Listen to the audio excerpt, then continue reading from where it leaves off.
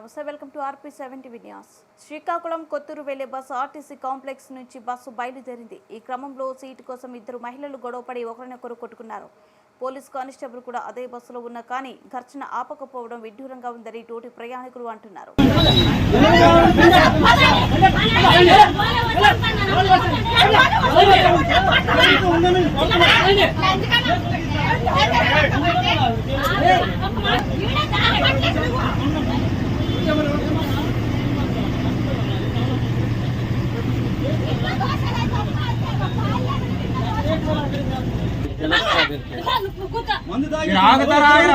ఆగుతారా ఎందుకు అడుగుతారు?